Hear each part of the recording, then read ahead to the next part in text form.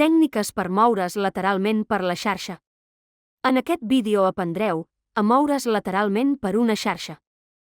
Hola a tothom! Ara veurem com moure'ns lateralment en una xarxa on tenim accés a un equip i usuari i el que volem és arribar a executar en un controlador de domini. Per situar-nos, primer sabem que estem a la màquina Castle Black amb l'usuari Georg Mormont. Això ho podem comprovar fent un hostname, aquesta comanda, i veiem que estem a l'equip Castle Black. I amb la comanda whoami per veure que estem amb l'usuari georg.mormont. I el que volem fer és arribar a executar en el controlador de domini Winterfell. Aquí llistem els controladors de domini i veiem que està el de Winterfell. Llavors ara el que intentarem és executar remotament amb el protocol WMI. Concretament amb l'eina WMI exec que utilitza WMI per sota i l'utilitzem per guanyar una shell sobre la màquina objectiu. Veiem aquí la comanda, el binari i li diem que la màquina objectiu, que és on volem executar, és el controlador de domini. El que passa és que quan executem, com estem amb els privilegis de georg.mormont, veiem que aquest usuari no té privilegis sobre la màquina objectiu, perquè ens dona que l'accés s'ha denegat. Llavors, canviarem l'estratègia i intentarem impersonar algun usuari que sí que tingui permisos sobre la màquina objectiu.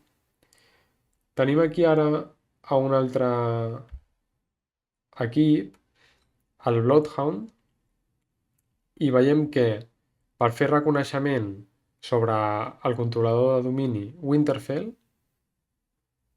podem llistar diferent informació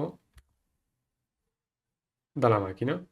Llavors, entre la informació que ens pot donar, el que ens interessa ara és veure quins usuaris són administradors. Llavors, veiem que alguns usuaris Stark són administradors sobre el controlador de domini.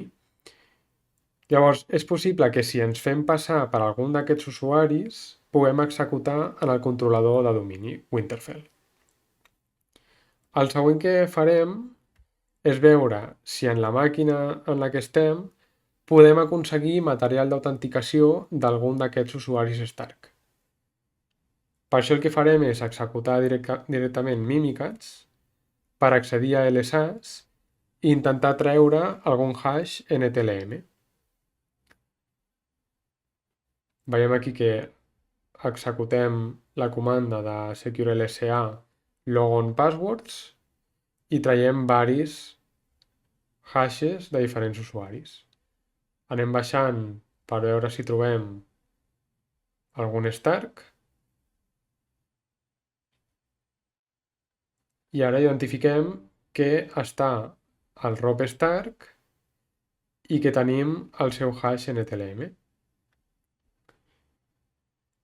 Llavors, el que farem ara és utilitzar WMI un altre cop, però aquesta vegada li passarem el hash d'en Rob Stark. Això el que farà és impersonar l'usuari Rob Stark amb la tècnica pas de hash. És a dir, el procés que es crearà es farà sota el context d'aquest usuari i, per tant, amb els seus privilegis. Llavors utilitzarem un altre cop WMI exec, però aquest cop, amb aquesta opció de hashes, li ficarem el hash NTLM.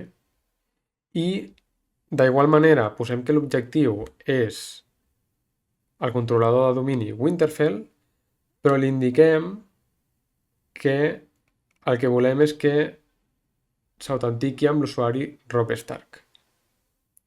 Molt bé, llavors executem. I ara el que veurem és que s'ha pogut crear una shell a la màquina objectiu i si fem un hostname